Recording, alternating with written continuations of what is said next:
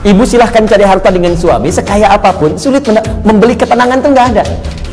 Ada toko yang jual ketenangan? Nggak ada. Dan mahal. Kalau nggak percaya begini Bu ya, saya berikan pilihan, tapi ibu bapak jangan pilih yang ketiga ya, terutama ibu. Ya, jangan pilih yang ketiga. Kaya tapi gelisah atau miskin tapi tenang. Ayo. Nggak ada pilihan ketiga dan nggak usah maksa.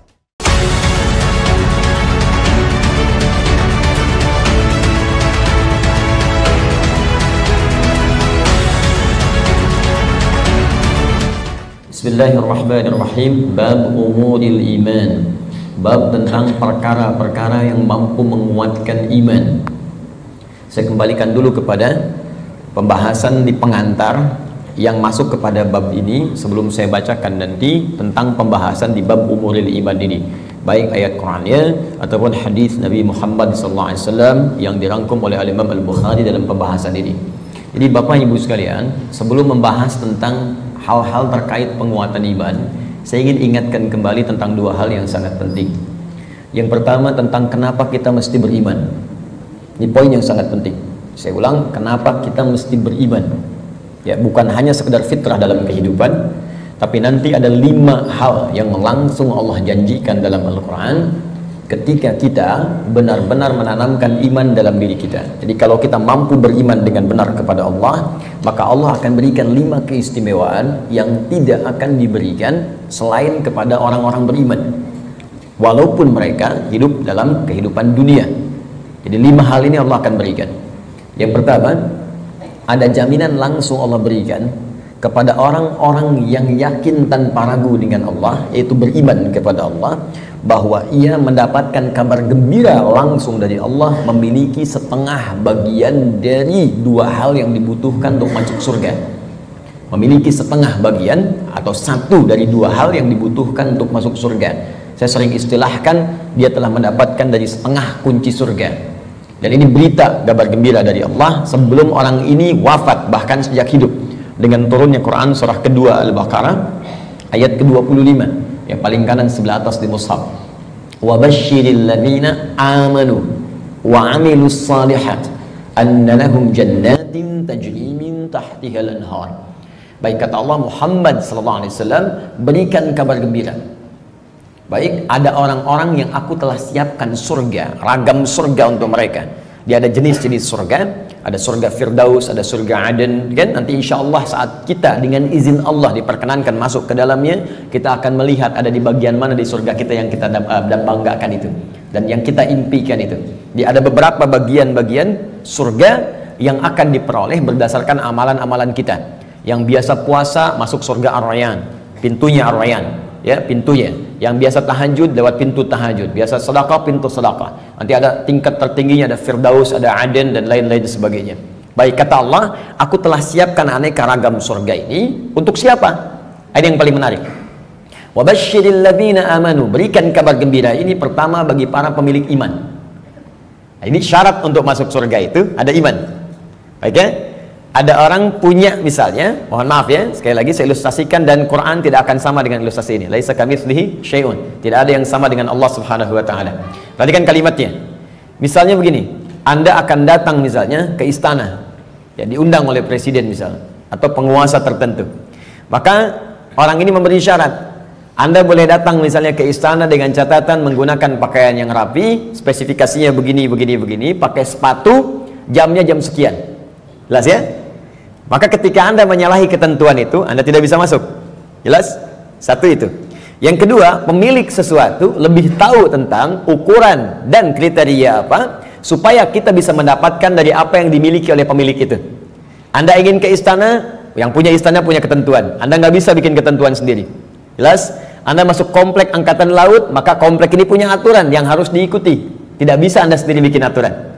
Anda ingin ke surga, yang punya surga itu Allah, maka Allah bikin aturan. Nggak bisa Anda bikin aturan sendiri. Kalau di rumah Anda sekarang, Anda yang punya aturan. Saya masuk ke rumah Anda, saya ikuti aturan Anda. Anda masuk ke rumah Allah, karena masjid rumah Allah, maka ikuti aturan Allah. Masuk rumah Anda, ucapkan Assalamualaikum. Masuk rumah Allah, kaki kanan masuk, ucapkan doa. Keluar kaki kiri, ucapkan doa. Ada aturannya. Sekarang kita ingin ke surga. Surga itu bukan punya kita. Surga punya Allah. Allah yang punya. maka Allah yang punya surga itu memberikan berita siapa yang bisa masuk ke situ.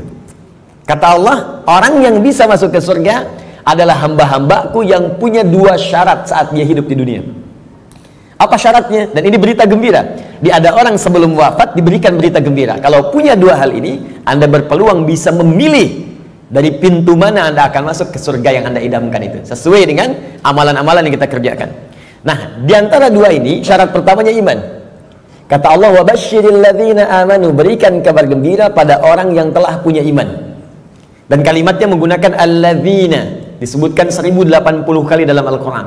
Ismun mausulun yadullu 'alal jam'il jam'iyah. Kata sambung, konjungsi, kadang menunjuk pada objek tanpa batas. Jadi bisa untuk orang dewasa, anak kecil, laki-laki, perempuan, tua, muda, ya, maaf, kaya, cukup, semua kalangan tanpa batas. Artinya, kata Allah, saya buka surga ini untuk siapapun. Nggak ada status dunia yang bisa memengaruhi seseorang masuk surga. Di surga tidak diukur dengan seberapa kayakah Anda.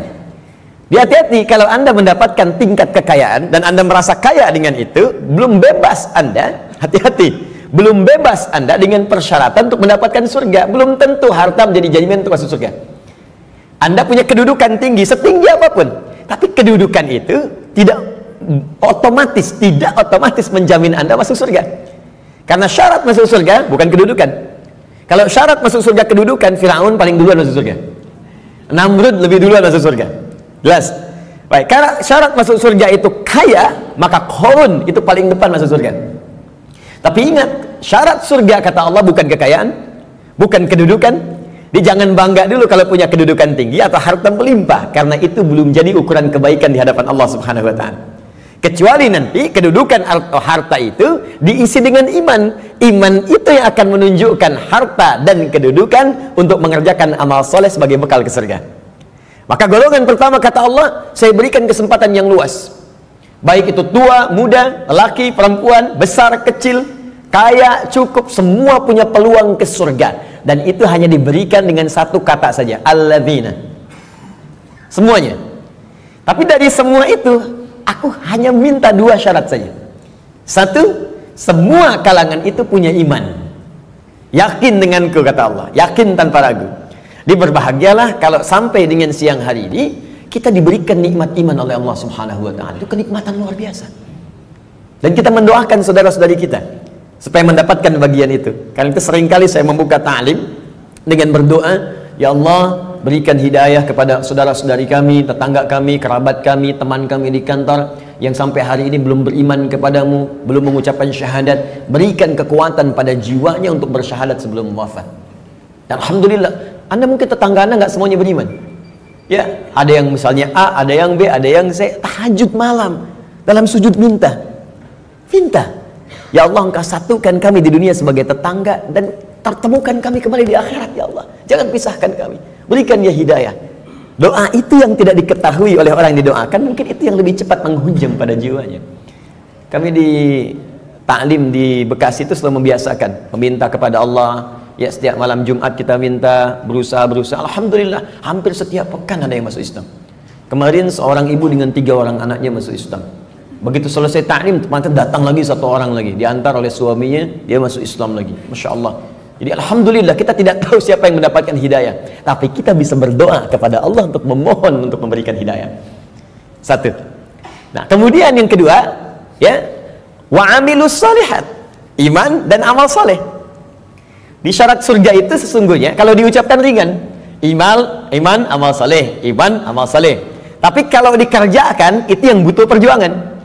Dan ini gambaran di Quran itu indah, ya. Ini sekaligus isyarat. Wawunya ma'iyah, Pak, Bu.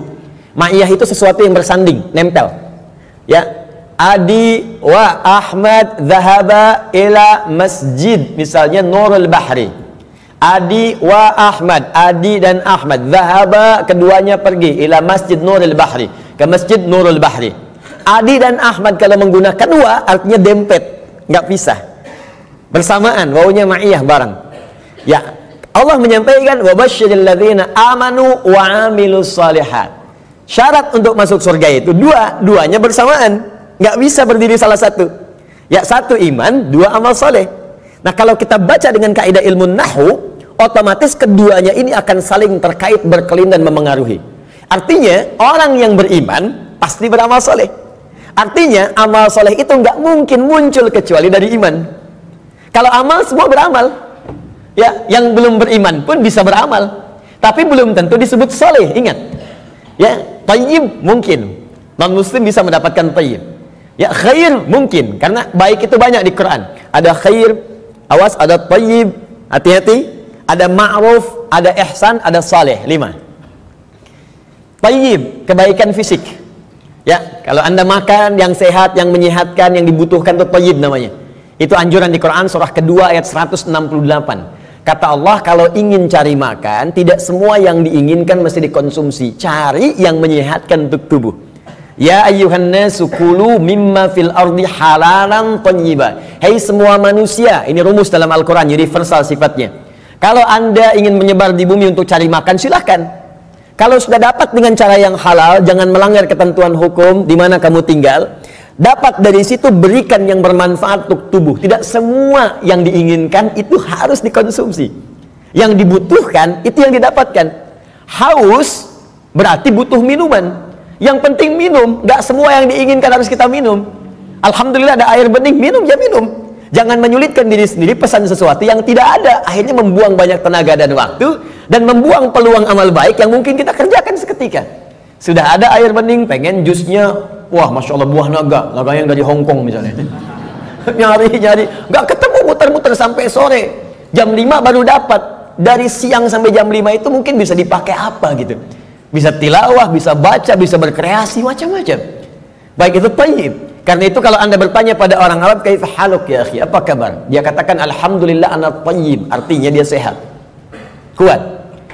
Yang kedua, ada khair, itu sifat baik, sifatnya. Ya, jadi kadang-kadang kan ada yang fisiknya sehat, tapi kan pikirannya nggak bagus. Ya, tampilan bagus, pakai jas, pakai dasi, luar biasa gitu kan, tapi pencuri juga, ya, penipu juga. Gitu.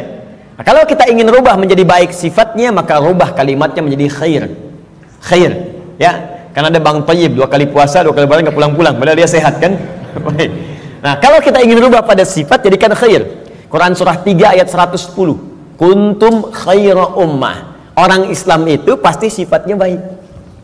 Kata Allah, kalian umat terbaik. Sifatnya jujur, sabar, tawadu. Jadi kalau ada orang itu jujur, orang Islam tuh mesti lebih jujur. Kalau ada orang sabar, orang Islam lebih sabar. Kalau ada orang tawadu, rendah hati, yang muslim itu pasti lebih rendah hati. Cukuplah keislaman kita menjadikan kita baik, punya sifat baik. Ini aneh sebetulnya kalau ada orang Islam nggak baik, itu aneh. Karena semua ajaran di Quran membimbing kita jadi baik, Pak, Bu. Jadi kalau semuka bumi se-Indonesia aja lah muslim, sudahlah, pasti baik. Jadi kalau ada orang Islam berbuat yang tidak baik, pasti ada yang tidak tepat dengan pelajaran keislamannya. Mustahil itu. Ya, mustahil ada orang Islam melakukan bom. Ya, misalnya di tempat-tempat yang tidak dibenarkan, bom bunuh diri, bom ini, bom itu, tembak orang, bunuh orang, tusuk orang, mustahil. Ya, Quran sih mengatakan orang yang sengaja merencanakan pembunuhan, apalagi kemudian menyebabkan satu orang beriman meninggal, itu sama dengan pesan kapling di neraka jahanam. Buka Quran surah keempat An-Nisa ayat 92 sampai 93. Wa may yaqtul mu'minan muta'ammida fajaza'uhu jahannam. Maka siapapun yang merencanakan pembunuhan, apalagi pada satu orang korbannya orang beriman, maka balasan yang setimpal untuknya neraka jahanam kalau tidak dia bertobat. Ya, wa ghadiballahu alaihi, Allah murka kepadanya, wa la'anahu, melaknatnya, wa a'adda lahu azaban azima, dan dijanjikan di neraka azab yang berlipat lebih daripada orang biasanya, neraka jahanam lagi. Pertanyaan saya, orang beriman mana yang cita-citanya pengen masuk neraka jahanam? Tunjukkan pada saya. Mustahil. Dan bagaimana bisa bertobat kalau saat meledakkan diri itu dia meninggal? Bagaimana bisa tobat? Makanya hati-hati kalau ada ajakan-ajakan tuh lukai orang, tembak orang, bom orang. Saya sering kali sampaikan, dulu pertama bom kejadian, mudah-mudahan tidak pernah terjadi lagi di bumi kita Indonesia ini, insya Allah, ya, Jalan Tamrin tuh meledak. Saya di Lampung tuh, orang polos sekali bertanya, Ustaz, apakah bom di Jalan Tamrin termasuk jihad? Fisabilillah. Saya bilang, Pak, sependek pengetahuan saya, jihad fisabilillah itu jihad di jalan Allah, bukan di Jalan Tamrin. Hati-hatilah. Ya. Kita balikan. Jadi satu itu iman. Ya. Nah, kaidahnya adalah kemudian kembalikan. Thayyib khair. Khair itu baru sifat, jujur itu sifat. Kalau sifat kemudian diaktualisasikan dalam bentuk sikap, maka berubah dari khair jadi ma'ruf namanya. Ma'ruf. Jujur itu sifat, disogok tidak menerima, sikap namanya. Jelas? Jujur itu sifat, diajak korupsi menolak, sikap namanya. Sifatnya khair, sikapnya ma'ruf namanya. Jelas? Karena itu khair dengan ma'ruf seringkali disandingkan dalam Al-Quran. Quran surah ketiga, Ali Imran ayat 104. Wal takum minkum ummatun yad'una ilal khair wa ya'muruna bil ma'ruf. Hendaklah ada satu komunitas, kata Allah, berhimpun untuk menyebarkan sifat-sifat baik dan saling mengajak pada kebaikan. Bikin komunitas. Ingatkan, ayo baca Quran, one day one juz, one day two juz, ya. Ayo bikin komunitas, bangunin tahajud, bikin komunitas ngajak sedekah, bikin komunitas bersih-bersih di jalan, buang sampah, itu bagian dari iman. Baik ya. Kemudian Bapak Ibu, tapi ingat, untuk ma'ruf ini berbuat baik bukan hanya melekat pada orang Islam saja. Non muslim pun banyak yang baik.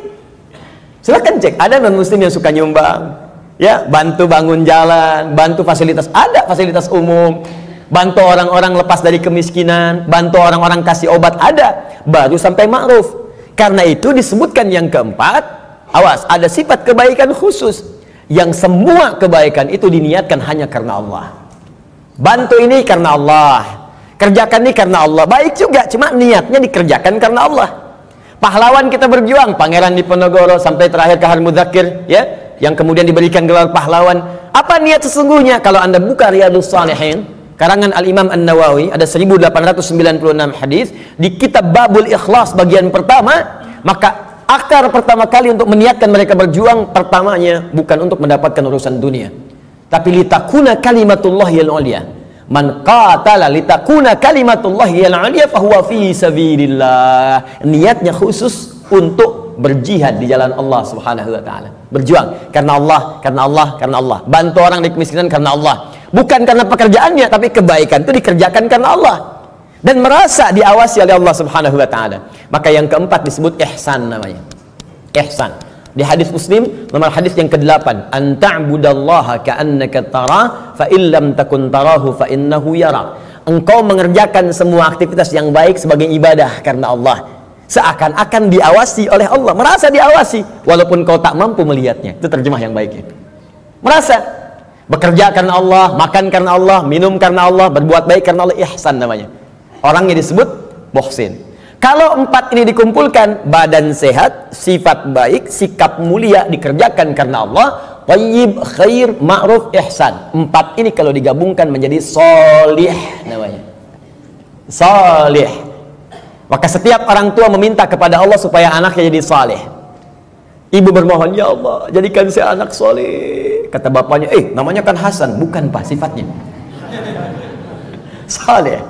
Semua orang tua, saya belum pernah dengar ada orang tua minta, ya Allah jadikan saya anak yang thayyib, khair. Tidak, saleh, sudah fitrah. Dan itu sudah dimohonkan sejak anak dalam kandungan, kata Allah. Sudah fitrah. Itu ada di Quran surah ke-7 ayat 189. Falamma taghasyaha hamalat hamlan khafifa famarrat bi. Falamma athqalat da'awallaha rabbahuma la in ataitana sholiha lanakunanna minasyakirin. Ketika suami istri berhubungan sampai kemudian istrinya mengandung, kandungan ringan sampai dengan berat, tatkala kandungan semakin berat menjelang ke persalinan, kedua orang itu suami dan istri mulai berdoa kepada Allah. Fitrahnya sudah minta, ya Allah, mohon jadikan anak saya nanti saat lahir jadi anak yang saleh. Dengan itu ya Allah kami bersyukur dan akan mengganti semua sakit yang dirasakan oleh istri saya yang sedang mengandung ini. Saleh. Nah, apa yang menyebabkan seseorang soleh? Terkumpul empat ini, kata Allah, kalau iman ada dalam dirinya, maka semua pekerjaan dia akan dituntun menjadi soleh. Pekerjaan disebut amal, disatukan dengan soleh menjadi amal soleh. Di iman seseorang itu otomatis akan menuntun seseorang berbuat amal soleh. Jadi kalau ada orang punya iman gak beramal soleh, dipertanyakan bagaimana kualitas iman dalam dirinya, dipertanyakan. Karena otomatis Pak, Bu, kalau ada iman, kata Allah, itu otomatis membimbing dia, mengantarkan pada amal soleh. Makanya orang punya iman itu sering diingatkan ketika akan berbuat amal yang salah.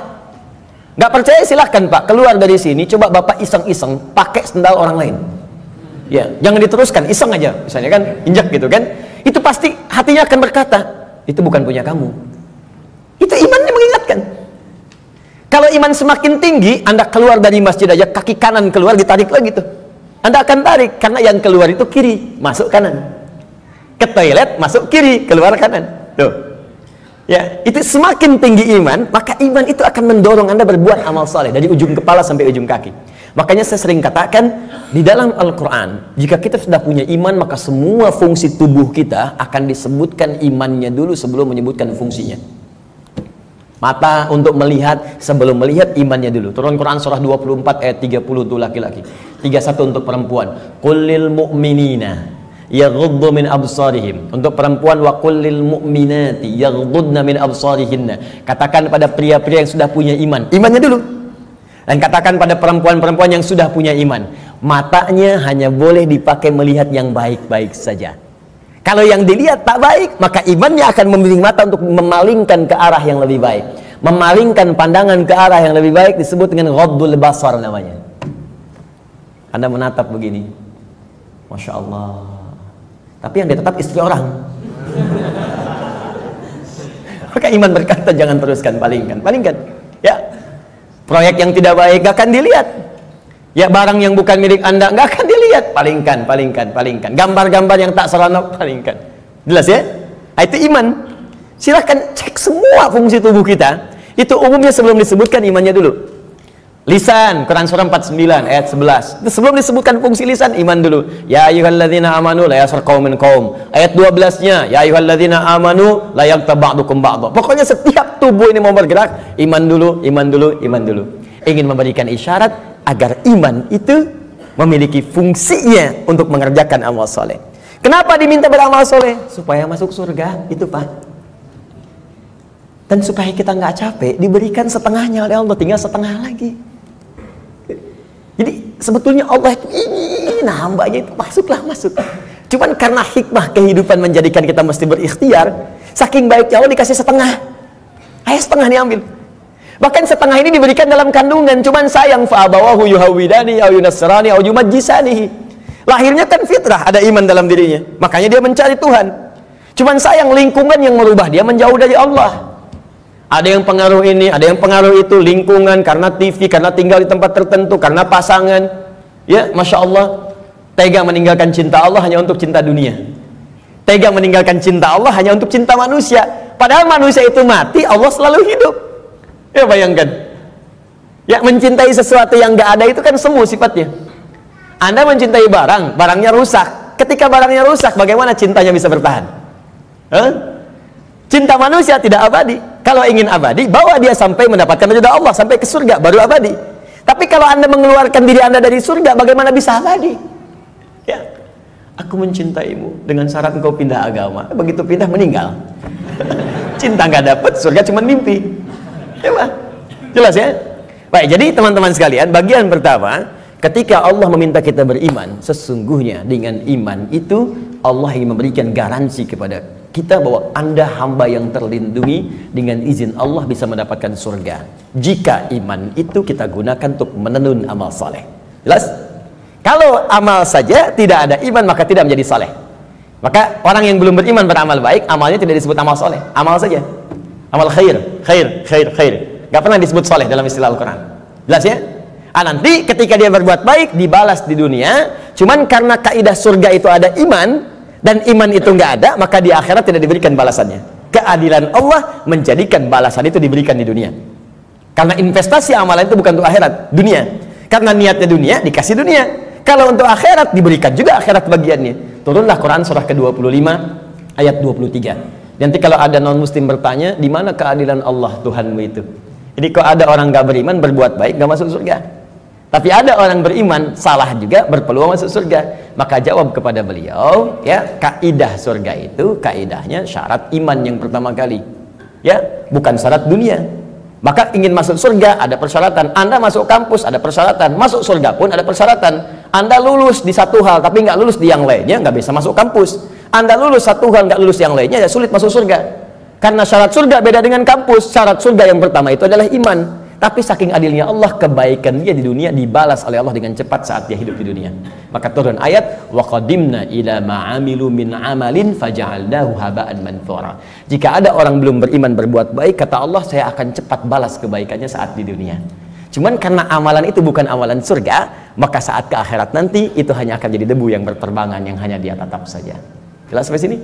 Dan ini ayat turun karena pertanyaan Sayyidah Aisyah radhiyallahu taala anha kepada Nabi, ya Rasulullah, si fulan orang baik, suka berbagi, cuman nggak beriman sampai saat ini. Bagaimana statusnya? Turunlah kemudian ayat ini. Jelas? Jadi kalau ada yang bertanya lagi sekarang, katakan Anda terlambat Pak. 15 abad yang lalu sudah ada pertanyaan Sayyidah Aisyah tentang itu. Turun ayat begini, sampaikan dengan sebaik-baiknya dengan cara yang paling lembut. Jelas? Satu, kenapa kita beriman? Pertama, karena ada kasih Allah pada orang beriman untuk menempatkan di tempat terbaik saat dia pulang kepada Allah Subhanahu wa taala. Dua, saya agak cepat. Orang beriman dijanjikan oleh Allah akan memiliki ketenangan dalam hatinya. Secara singkat, orang beriman itu Allah akan berikan ketenangan pada jiwanya. Tenang gitu, damai hidupnya. Jaminan yang ada di Quran surah ke-48 ayat yang keempat. Walladzi anzalas sakinata fi qulubil mu'minin liyazdadu imanan ma'a imanihim. Dialah Allah yang akan menanamkan ketenangan pada jiwa orang-orang beriman supaya dia yakin dengan keimanannya. Nikmat juga beriman. Jadi tambah lagi imannya, tambah lagi imannya. Ini kata Allah, orang beriman itu pasti tenang. Dan ketenangan itu mahal, Bu. Sulit dicarinya.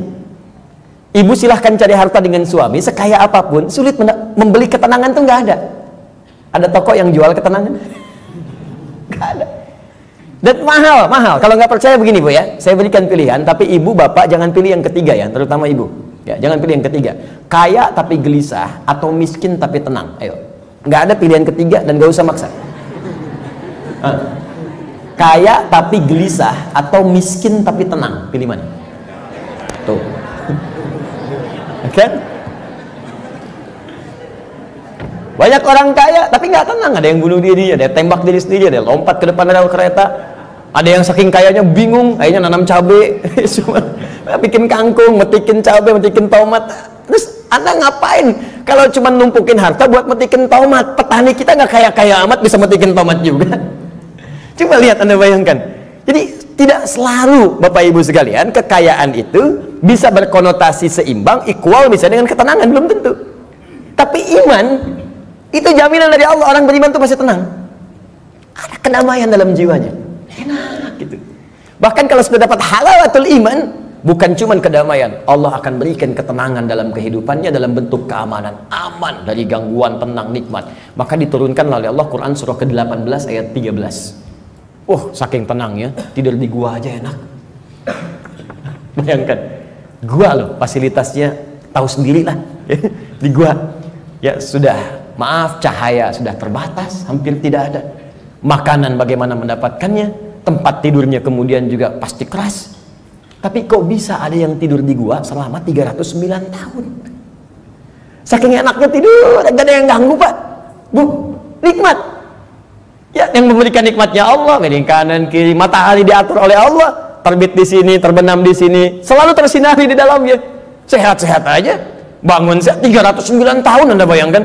Ya, ada orang sekaya-kayanya baru 3 menit udah bangun lagi, pling, telepon muncul. Di pejabat memang bagus, kedudukan tinggi, tapi setiap 3 detik kerja ini, kerja itu. Baru tidur sebentar, bangun lagi, Pak ada kejadian begini, bangun. Ini 309 tahun tidur cuman di gua. Fasilitas hampir nggak ada, tapi jaminan itu ada. Maka di ayat 13 di surat Al-Kahf, surat gua, ya, nahnu naqussu 'alaika naba'ahum bil haqq innahum fityatun. Belum selesai, amanu bi rabbihim wazidnahum huda. Kata Allah, kami akan kisahkan pada Anda tentang kisah yang sebenar-benarnya, tanpa dikurangi, tanpa ditambahkan, sebenarnya hak. Jadi ada sidqun, ada hak. Kalau sidqun, mayahtamilu sidqa wal kadzib, kadang benar, kadang tidak. Tapi kalau hak pasti benar, nggak bisa ditolak. Matahari terbit di timur, terbenam di barat, hak. Karena itu semua yang hak sumbernya hanya kepada Allah. Al-haqqu mir rabbika fala takunanna minal mumtarin. Al-Baqarah 149. Al-haq. Nah, sekarang kembalikan. Kata Allah, kami akan kisahkan pada Anda kisah yang sebenar-benarnya. Ya, tanpa kamuflase, tanpa rekayasa. Innahum fityatun, kisah tentang para pemuda yang berlindung di gua. Diberikan oleh Allah keamanan, dikejar-kejar. Bukan sekedar dipersekusi, bukan sekedar diintimidasi. Ya, maaf, bisa dieksekusi. Berlindungnya di gua. Tapi nikmat sekali di gua itu. Bisa tidur enak, nyaman, makan juga kenyang, langsung diisikan di perutnya. Tidur bolak-balik, gak ada yang ganggu. 309 tahun Anda bayangkan. Ya. Salatumi'atin wazdada tis'a. 309 tahun. Siapa mereka? Innahum fityatun, sungguh mereka itu para pemuda, tapi bukan pemuda biasa. Ada sesuatu yang melekat pada dirinya. Amanu, yang sangat beriman kepada Allah. Pesan ayat ini, ya, kata para pakar Al-Quran, sesungguhnya ingin memberikan pesan pada generasi mendatang. Jadi ada kaidah di tafsir itu begini, kalau nggak disebutkan siapa orangnya, kapan kejadiannya, maka pesan yang berlaku di ayat itu akan berulang kemudian di masa-masa yang akan datang dengan konteks yang berbeda. Anda sekalipun tinggal di rumah yang sempit, terbatas sifatnya, keadaannya tidak seperti yang lain-lain. RS7, ruangan sangat sempit sekali sehingga selonjoran saja susah, gitu kan? Ya. Tapi kalau ada iman dalam jiwa kita, itu bisa nikmat saja. Dibandingkan tinggal di tempat yang mewah luas, tapi iman nggak ada, kegelisahan itu muncul. Jadi orang beriman itu nggak akan disekat oleh dunia. Tinggal di kontrakan nikmat, di rumah yang luas nikmat, jadi kaya nikmat, cukup hidup juga nikmat aja. Ya, pokoknya beriman itu indah, nikmat itu. Jadi kalau kita beriman sampai saat ini dan tidak menikmati kehidupan kita, dipertanyakan ada apa yang salah dengan iman kita? Kata Allah, beriman itu nikmat, tenang hati. Ini kok rumah mewah, mobil banyak, gitu kan? Ya lihat mendung aja sedikit udah bikin status. Mendung ya, kayak suasana hatiku. Apa yang mau dicari? Ya, coba lihat. Sekali-kali saya tuh jarang berinteraksi dengan media sosial. Cuman kalau udah lihat, saya lihat nih, ada teman-teman official lihat, misalnya, saya suka kadang-kadang suka nggak betah ngelihat ini. Ini orang kenapa hidupnya? Dikit-dikit ngeluh, dikit-dikit ngeluh, gitu kan? Maunya apa? Ya, belum musim hujan minta hujan, dikasih hujan minta jangan hujan. Maunya apa gitu? Ya, kenapa kita nikmati aja? Iman itu indah, iman, wah, masya Allah. Kasih hujan, alhamdulillah, banjir pakai berenang. Jadi solusi. Jadi itu teman-teman sekalian ya. Selanjutnya ada jaminan Allah yang selanjutnya, ya. Orang beriman pasti bahagia kata Allah. Dan cenderung sukses. Tidak cukup dengan amin, nanti kita belajar dulu. Turun Quran surah ke-23 ayat 1. Qad aflahal mu'minun. Qad aflahal mu'minun. Orang beriman itu dijamin oleh Allah. Saya artikan dijamin karena kalimatnya menggunakan qad, harfu tahqiq, huruf jaminan. Qad, harfu tahqiq, huruf jaminan. Qad aflahal mu'minun. Orang beriman pasti menggenggam kebahagiaan dan kesuksesan. Aflah itu dari kata falah. Kalau di bahasa Inggris, di kamus bahasa Inggris itu diartikan success and happiness. Sukses dan bahagia. Ya, digenggam. Kalau digenggam menjadi aflah namanya, aflah. Kata Allah, orang beriman itu pasti menggenggam kesuksesan dan kebahagiaan. Pasti tergenggam dalam diri. Cukuplah dengan beriman akan bahagia. Cukup dengan beriman sukses dalam pekerjaan yang kita kemudian lakukan. Walaupun barangkali level kesuksesan itu dalam pandangan orang bisa beda-beda. Bagi si A, manajer itu bagian kesuksesan hidupnya. Yang lain levelnya direktur, yang lain komisaris. Pokoknya levelnya bisa berbeda, tapi sukses. Silahkan cek semua sahabat Nabi, di semua bidangnya sukses dan bahagia. Ali bin Abi Thalib dengan pengajar, cita-citanya menjadi pengajar dan menikmati itu, walaupun kekayaan secara kekayaannya, ya sifat materinya mungkin terbatas, tapi beliau merasakan kebahagiaan dan merasakan kesuksesan dengan itu. Abdurrahman bin Auf kaya luar biasa, sampai kapaknya terbuat dari emas. Abdurrahman bin Auf dan menikmati itu dan bahagia juga, bahkan terjamin surga. Ada di lisan Nabi. Utsman demikian, Abu Bakar demikian. Anda bayangkan, dari yang pengusaha, diplomat, birokrat, pengajar, dosen, ada semua, perawat, ada semua levelnya. Dan bahagia beriman, padahal sebelumnya jahiliyah. Bayangkan, perusak, kriminal, macam-macam. Tiba-tiba turun iman, diambil iman itu dengan bimbingan Al-Quran dan petunjuk Nabi lewat sunnahnya, dipraktekkan itu dan bahagia hidupnya. Coba cek. Ini sebetulnya yang bahagia itu ungkapannya sederhana. Bahagia itu sederhana ketika iman tertanam dalam jiwa. Kalau dunia relatif, bahagia itu sederhana, cukup dengan secangkir kopi. Bagi tukang kopi, tukang teh tidak, ya kan? Bagi yang minum teh, yang minum kopi tidak. Nah, jadi teman-teman sekalian, iman.